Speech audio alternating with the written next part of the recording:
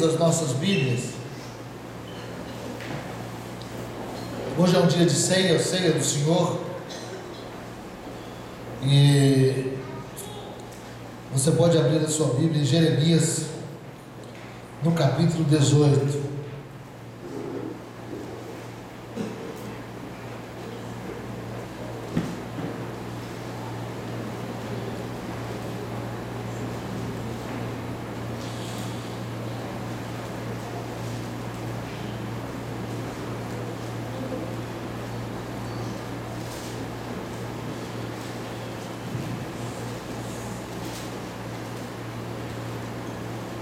Todos encontraram? Depois de Salmos, Provérbios, Eclesiastes, Isaías, Jeremias, capítulo 18.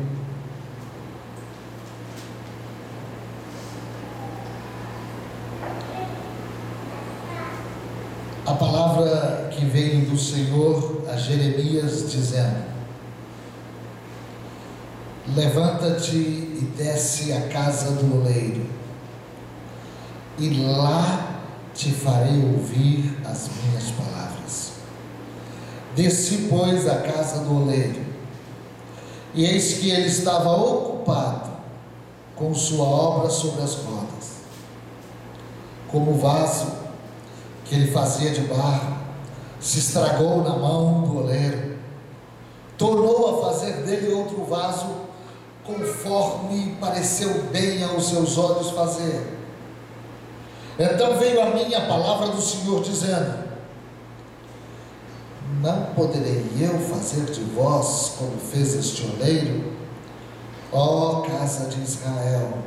Diz o Senhor: eis que como barro na mão do oleiro, como barro na mão do oleiro, assim sois vós na minha mão, ó casa de Israel.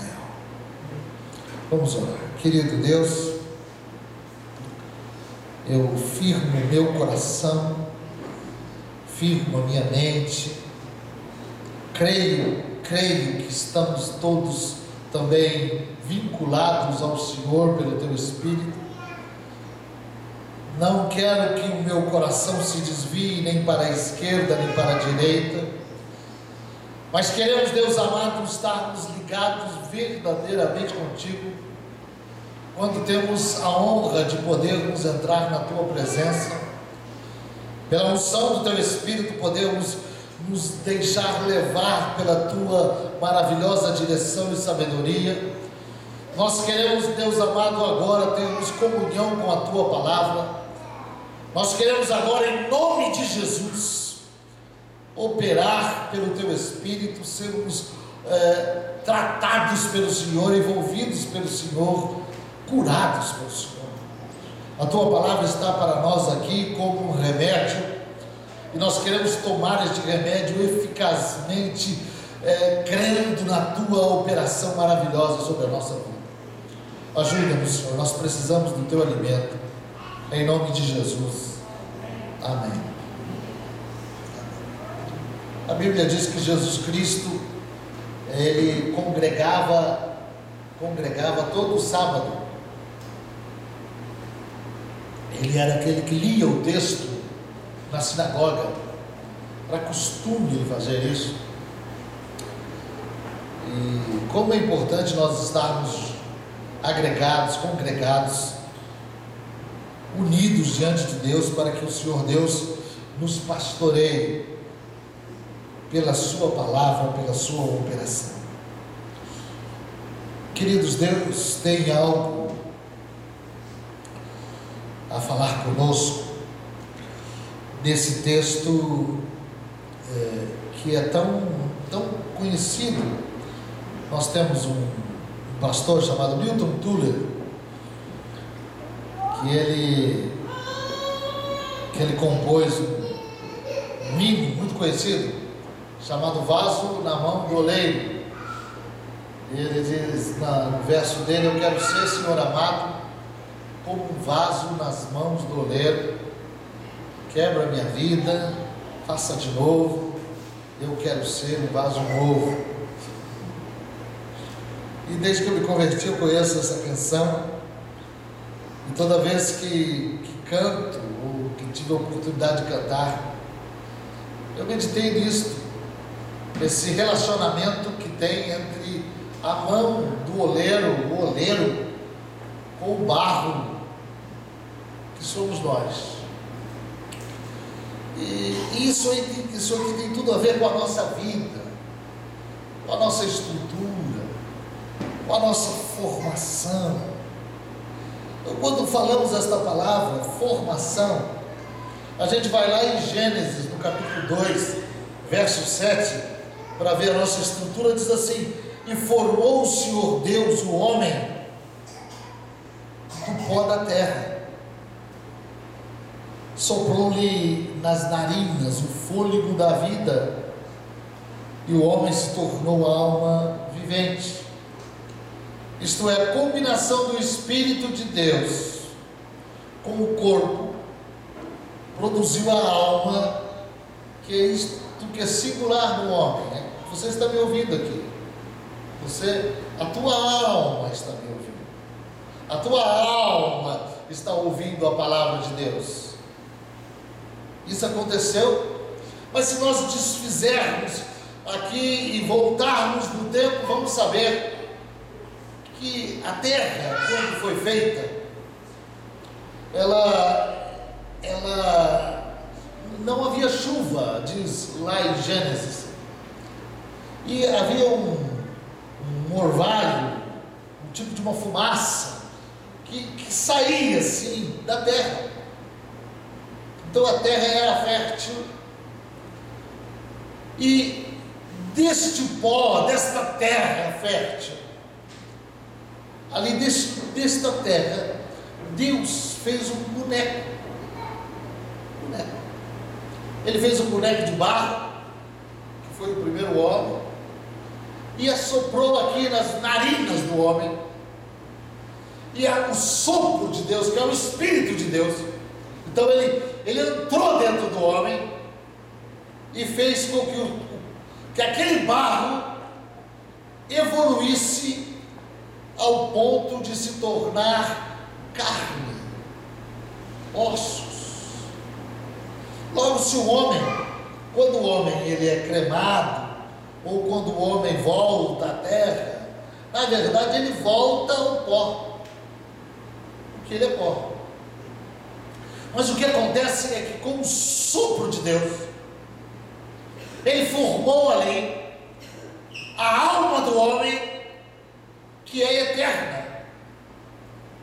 Então o homem, na sua vida, e o que é a minha vida e a tua vida, a Bíblia fala tantas coisas sobre a nossa vida. Eu estava pensando sobre isso lá no escritório, e escrevi aqui: o que é a vida, só Deus sabe. Só Deus sabe. Nós sabemos que a vida tem 3 fases. A primeira fase é o processo no ventre materno. Esta vida incubada de 9 meses, que estamos ali, que estivemos ali, e depois veio a concepção, a gestação, o embrião se desenvolve ali dentro do ventre de sua mãe, todos nós passamos por isso. A segunda fase da vida é a fase que vai do nascimento, começa com a remoção do corpo do ventre, nasce a criança, e ela vai do berço até o túmulo. E a terceira fase começa com a morte, o outro lado da vida, alguém diz isso, mas é a terceira fase da vida. Mas para que nós possamos nos compreender melhor, aqui nesse texto, Deus fala com Jeremias.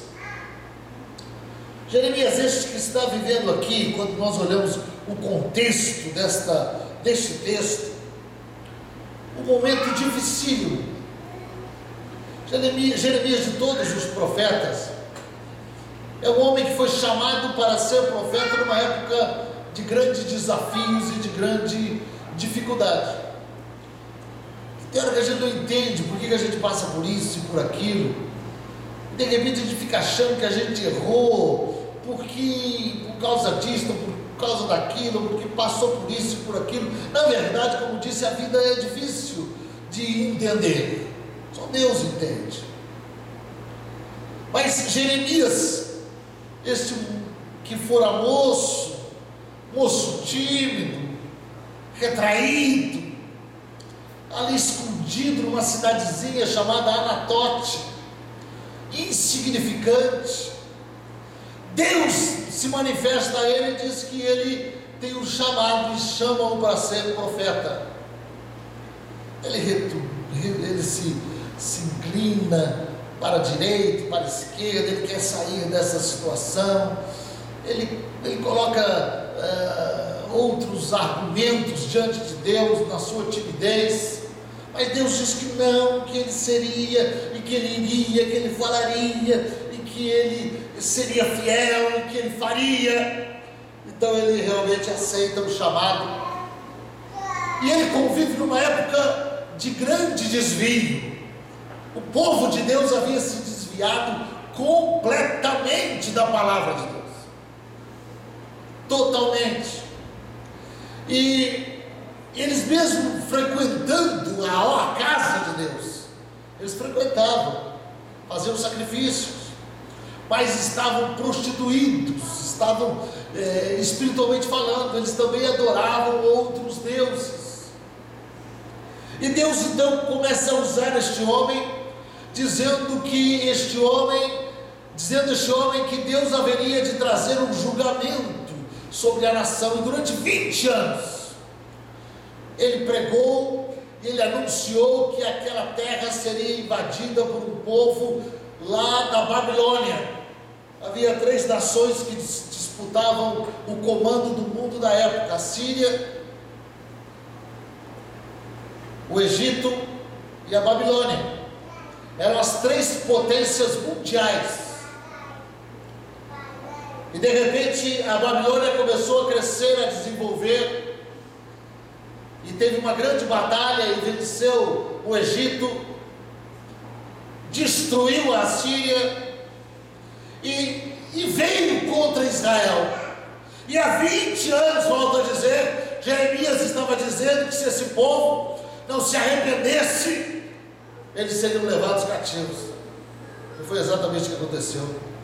Deus fez algo justiçando. Deus trouxe a sua corda, ele mediu, ele trouxe o juízo sobre a nação de Israel, e eles foram levados cativos, e ali ficaram 70 anos. É o mesmo período que a Babilônia dominou o mundo. A Babilônia também dominou o mundo por 70 anos, o mesmo período do cativeiro. Mas Jeremias, ele advertiu ao povo da Babilônia, dizendo que eles não deveriam maltratar o povo de Deus. Mas eles maltrataram muito. A Bíblia conta que eles pegavam as criancinhas e batiam nas pedras, massacravam os crânios.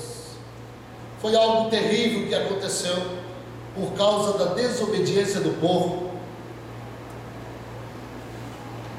Jeremias passou por tudo isso, e ele era tido como traidor da sua nação. Todos estavam errados e só ele estava certo, durante uma nação. Que coisa! E ele ali pregou o evangelho, e anunciou, e mostrou, e trouxe a palavra, mas o povo não se quebrantou. O coração deles, como diz Isaías, era como um diamante que não se quebrava, não se deixava quebrar. Aí Deus, no capítulo 18 aqui de Jeremias, nos conta, o próprio Jeremias, que Deus falou com ele.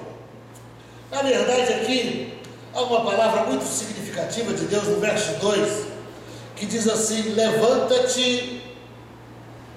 Então a ideia aqui é de um homem prostrado, um homem desanimado, um homem sem visão, um homem numa situação terrível de controvérsias, um homem que foi torturado, que foi preso e que vivia sendo atacado como traidor.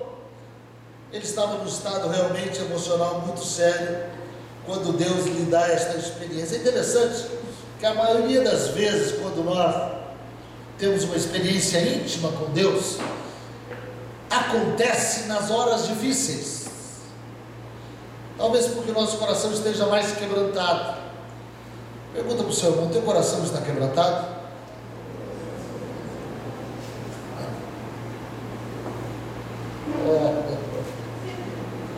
Quero que eu use esses métodos para acordar as pessoas.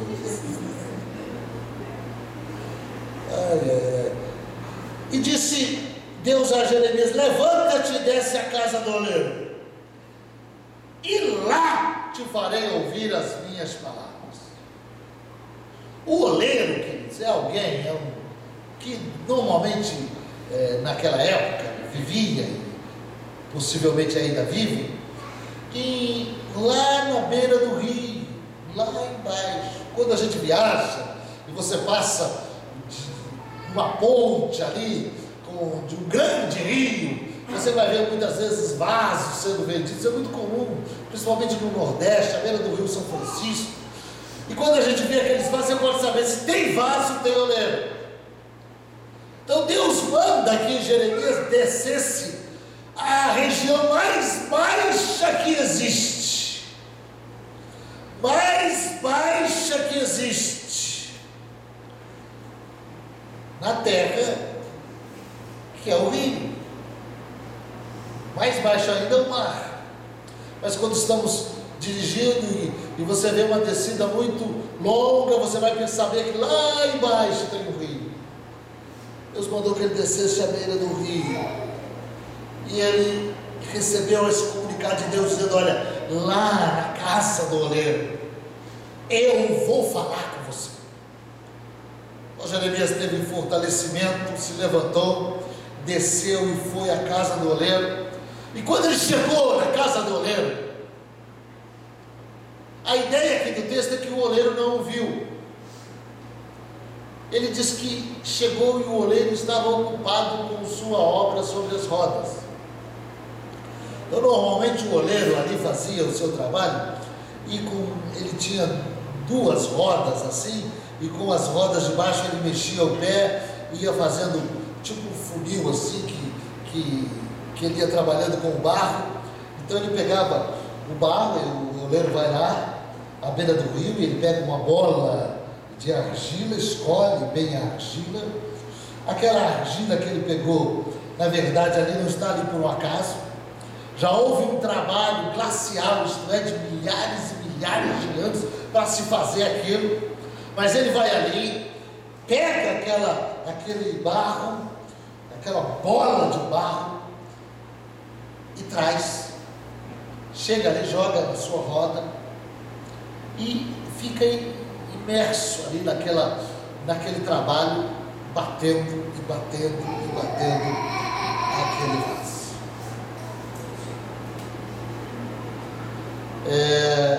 Queridos, eu fiquei pensando sobre isso, fiquei pensando sobre a palavra que Deus deu a Jeremias, dizendo: não poderei eu fazer como fez este oleiro, ó casa de Israel, diz o Senhor, como barro na mão do oleiro, assim sois vós na minha mão, ó casa de Israel. Então essa frase, como barro na mão do oleiro, quando eu li isso, fez toda a diferença no meu coração, para que a gente possa entender como que é a vida, e como que o Todo-Poderoso, o Espírito Eterno de Deus trabalha conosco. Então, como é o trabalho deste oleiro? Deus falou, e nós sabemos que toda a ação de Deus, ela é desenvolvida na pessoa de Jesus. Jesus é o verbo de Deus. Então este oleiro, o trabalho do oleiro é feito por Jesus. Jesus é o oleiro. Então, o que esse texto está dizendo? Esse texto está dizendo o seguinte: que o oleiro, Jesus, veio lá do céu, nas regiões mais baixas para trabalhar com o barro. E o barro sou eu e você. Então a minha estrutura e a sua estrutura é barro. Isso nós precisamos ter em mente, no nosso coração, na nossa vida. Nós somos vasos de barro. E para que a gente possa entender isso, em primeiro lugar, como que é o trabalho de Jesus conosco, como Ele trabalha comigo e com você. Primeiro entendimento, Ele trabalha com barro. Fala comigo, Ele trabalha com barro. Queridos, isso é impressionante. Eu fiquei pensando sobre isso na questão do barro. Como que o barro se comporta? Parece que o barro tem ingredientes que podem trazer coisas boas, e parece que o barro tem ingredientes que podem trazer coisas ruins. Então, quando se trabalha com barro, o oleiro, ele tem que, em primeiro lugar, mostrar quem é o chefe. Ele tem que realmente trabalhar com o barro. Então, quando o oleiro trabalha com o barro, parece que ele está sendo cruel. Porque ele pega o barro, e ele joga o barro, e ele bate no barro, e ele está ali tentando tirar a rebeldia do barro. Mas na verdade é um ato de amor. Porque se ele não fizer isso, o barro vai grudar, o barro vai se inclinar para onde quiser. Então ele tem que exercer a liderança forte sobre aquele barro, custe o que custar.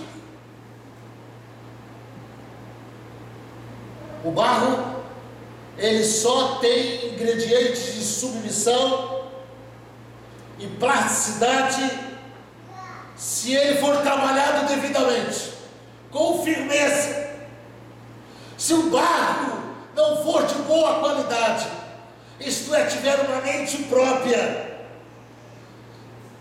não se deixar moldar, não se deixar inclinar, então não serve para ser vaso.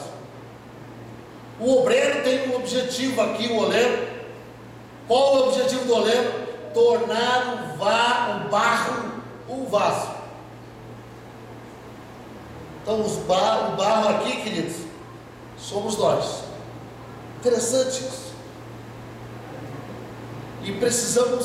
E somos um barro diferenciado do barro normal, mas somos barro. Deus soprou sobre nós e nos deu uma alma, e nesta alma está inerente o direito de se entregar ou não se entregar, deixar-se moldar ou não se deixar-se moldar. Nós temos que nos dispor ao oleiro. Então essa é a primeira coisa que eu quero mostrar para você na questão de quem somos. Eu tenho que desejar. Eu sou um barro especial, barro diferente. Outro ponto interessante do trabalho do oleiro é que ele trabalha com domínio. O barro, queridos, quando ele é tratado, ele pode nascer dentro dele como que uma bolha de água. Ele dá reações, o barro normal, ele não questiona. Ele vai sendo moldado, ele vai apresentando os seus defeitos. O barro, ele não sabe o que vai ser feito dele, mas ele se entrega ao oleiro. E o oleiro vai trabalhando. Quanto mais o barro der liberdade ao oleiro, mais Mas ele vai trabalhando e vai passando por todo aquele processo necessário.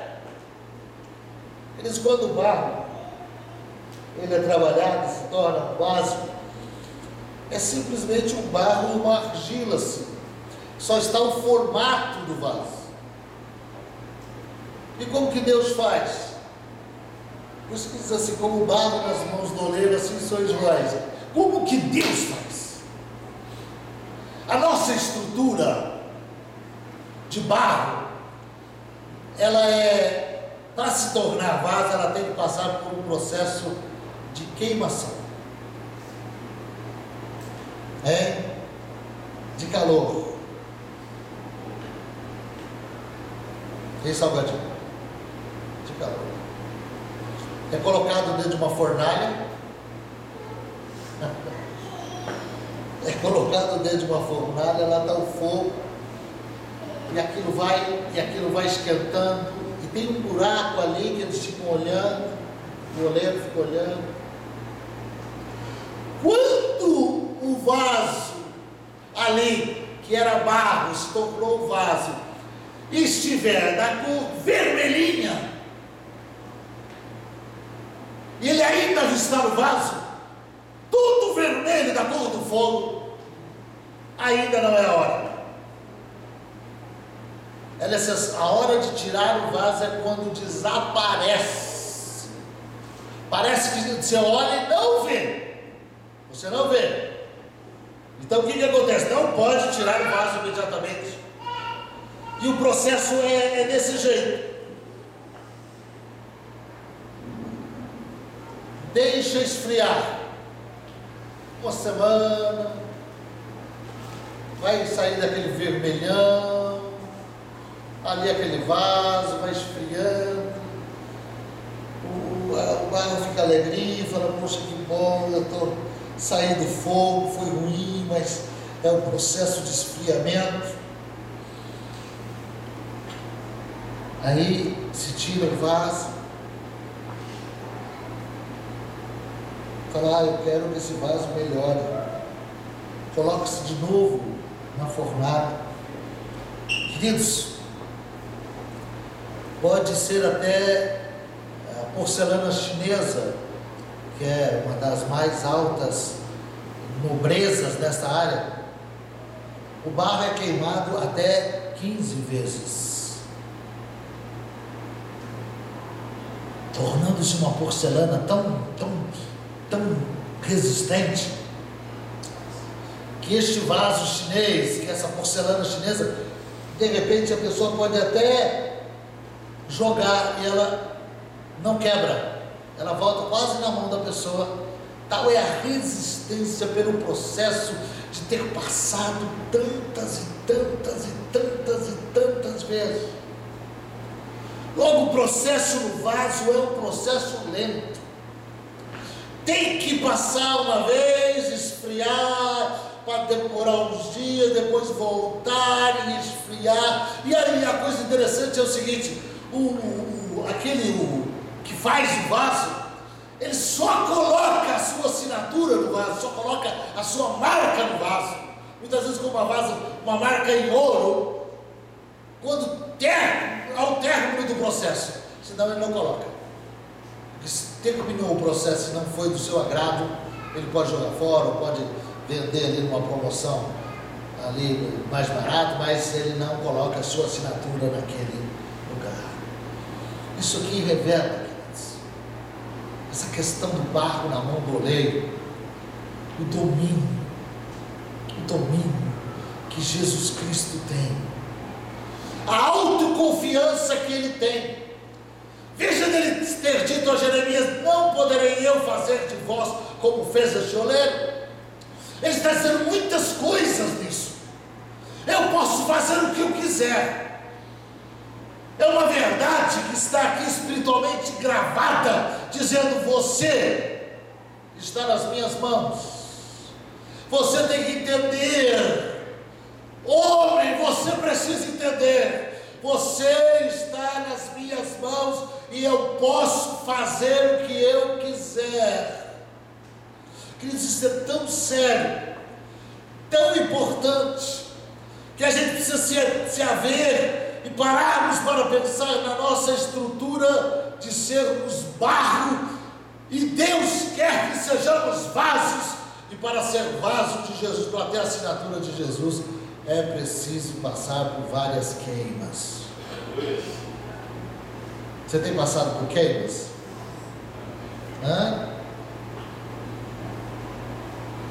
Outro ponto que eu vejo aqui nesse texto, tornou a fazer dele outro vaso, é, em terceiro lugar, a perseverança.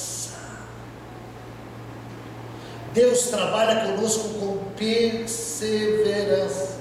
Por isso, quando queima, uma vez, duas vezes, vai saindo o cheiro ruim do barro, vai queimando todos os gases ali. É um processo duro, difícil. E eu lhe pergunto, tem coisa mais difícil do que mexer com o barro que somos nós? Demora a vida toda, é um processo contínuo, constante. Diz Efésios, até que todos cheguemos à unidade da fé. Deus vai te queimar. Fala para o seu irmão, Deus vai te queimar. E do pleno conhecimento do Filho de Deus, o estado do homem feito, à medida da estatura da plenitude de Cristo. Você que é barro, está nas mãos de Jesus, tem sido esta graça, você vai passar por todo este processo, até que você vá aparecendo cada dia mais com Jesus. Aleluia. Paulo também fala sobre a questão do vaso. Ele diz assim: temos esse tesouro em vasos de barro, para que a excelência do poder seja de Deus e não de nós. Está dizendo, você tem um tesouro, você tem o Espírito de Deus, você tem a presença de Deus num vaso de barro. Que coisa! Um vaso que de repente Deus faz, Jesus faz, põe a sua mão e olha e diz: não gostei, vou fazer de novo. Desfaz tudo e começa a fazer de novo. E em quarto e último lugar, como Jesus trabalha com esse vaso, ele trabalha com amor. Quem mexe com vaso tem uma veia artística, tem uma devoção de um artista, tem um pendor de criatividade, ele trabalha em cima disso, é impressionante. Eu tenho oportunidade de ver, tive já e tenho tido oportunidade de ver pessoas que se entregaram a Jesus e como Deus foi trabalhando com eles. Jovens, pessoas muito jovens que se entregaram ao ministério, por exemplo, não eram nada, não sabiam nada, não tinham eira nem beira, mas Jesus foi trabalhando. Conheço centenas de pessoas que estão andando com Jesus há anos, e Jesus foi trabalhando, se permitiram tratar, se permitiram mover-se nas mãos de Deus, e Deus foi trabalhando, e esse trabalho, queridos, é um trabalho por amor. Deus ama, e Ele faz isso por amor. Nós não temos nada. Se você pensa que você faz alguma coisa que possa agradar a Deus, você está enganado. Nada que façamos, na verdade, agrada totalmente a Deus.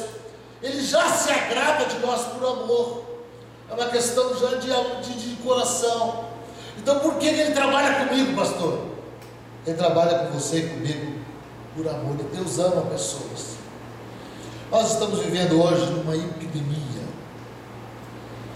Uma epidemia que começou no mundo assim mais conhecidamente a partir dos anos 60, que é a epidemia das drogas. No começo, quando se começou a usar drogas, maconha, essas coisas, não se sabia. Era uma coisa, havia um tipo de romantismo, de liberalismo, havia assim, achando que estavam os jovens num novo mundo. Hoje nós estamos numa situação caótica, uma situação de grande dificuldade. principalmente com o desenvolvimento das drogas. Nós estamos vivendo um momento muito sério e o Brasil está assustado, o mundo está assustado com esta questão do crack. Nós também estamos assustados. Você vê a deteriorização de um ser humano. Eu tenho um pastor amigo meu assim, conheci ele, e ele coordenava uma casa de recuperação no Paraná. Ele é alemão, um homem amante da obra de Deus. E um dia ele fez algo que não deveria ter feito. Ele foi experimentar o crack para ver o que as pessoas sentiam, passar pela experiência. A primeira vez que ele usou, ele se tornou dependente, não conseguiu parar, entrou num estado terrível. Queridos, a gente olha para as pessoas hoje e nesta questão desse vício, e nós, se você passar por aqui, normalmente quando eu vou para casa eu passo por aqui, ali pelo mercado, entro numa rosinha para pegar Afonso Pena direto, cheia de pessoas envolvidas com isso. O processo de deteriorização é rapidinho. E eu tenho pensado sobre isso muito, e o peso é muito grande, porque é uma ação irreversível, só o poder de Deus. Diz que Deus pode libertar uma pessoa envolvida com crack. Levanta a sua mão e diga amém. Amém. Eu estive visitando uma casa de recuperação em Maringá, no Paraná, e um dos que coordenava ali, ele falou para mim uma frase que me deixou muito assim, emocionado. Ele disse: o crack fica ali na porta. Pastor, o crack fica ali naquele portão. Tal foi a operação de Deus naquele lugar. Mas existe, queridos, então, essa situação que cheira mal no mundo, que a gente está vendo a deteriorização do homem nas drogas, no sexo, e a situação tornou-se um câncer terrível. Mas Deus, Ele ama. Para Jesus te ama. É impressionante. Tem coisa que a gente não quer nem pôr a mão, mas Jesus põe a mão. Jesus põe a mão. Nós estamos tão cheios de problemas, a maioria de nós no tempo que vivemos, que a gente não tem nem condição muito de ficar ajudando os outros. A maioria das pessoas que estão aqui estão tão entupidas de dificuldades que estão sem fôlego. Eu sei, o mundo está assim, está querendo apagar a nossa fé, mas Jesus, Ele é poderoso. Eu creio que Jesus está trabalhando conosco, nós estamos passando pela fornalha, pelo calor, mas não para sermos destruídos, mas para sermos vasos de honra. Ah, que bênção, é um vaso que passou por aquela tribulação terrível, que não deu certo o casamento, é verdade, mas que reconstituiu a sua vida, o casamento, reconstruiu a sua história e pode ajudar tanta gente. Como é interessante a pessoa que já passou por um processo de droga mesmo, mas que Deus renovou a sua vida, tirou esse cheiro mau. Quantas situações que nós já vivemos e fomos libertos, e hoje nós temos a oportunidade de sermos vasos de honra nas mãos de Jesus. Queridos, nós estamos diante de Jesus para sermos instrumentos nas suas mãos.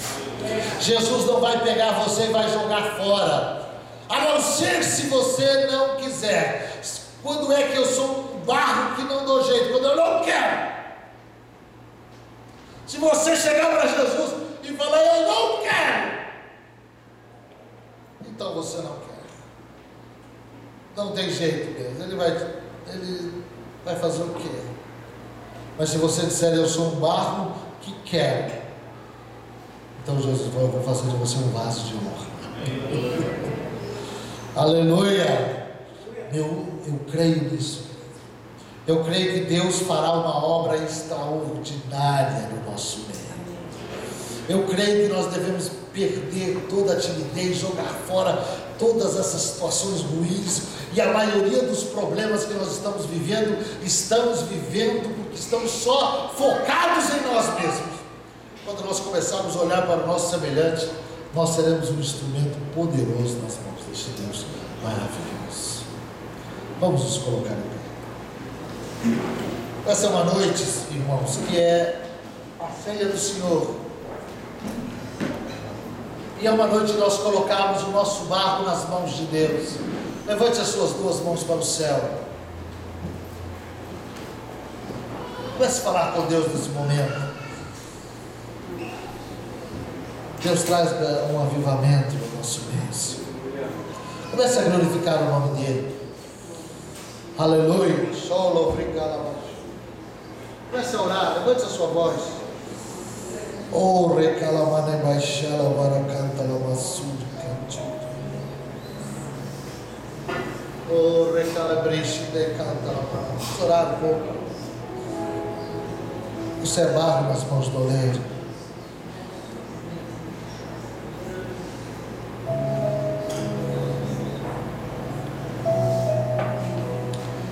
Pai, eu sou barro nas tuas mãos. Vai falando. Eu tenho passado pelo fogo, Senhor. Tem saído cheiro mal, mas eu estou na tua presença, Pai. Eu quero me envolver contigo. Sobre canta lá mais cheiro e a Oi, ele cansa la vrei tolo banamanturi canta la manas. Pai, eu coloco diante de Ti agora o Elias, José da Silva, especialmente. Quando estivemos na casa da Helenice, ouvimos falar dele. Dá a oportunidade deste homem te conhecer, Senhor, e estar na Tua presença, e conhecer a paz do Teu Espírito. Ó Deus, nós passamos por esta vida tão rapidamente, Senhor. Queremos estar despertados na Tua presença. Ajuda-nos, Deus, nesta noite. Que a Tua casa seja uma casa abençoada por Ti. E que nós sejamos instrumentos, sim, de bênção, de estender as mãos. Cura-nos, Senhor. Cura-nos, ó Deus, em nome de Jesus. Em nome de Jesus.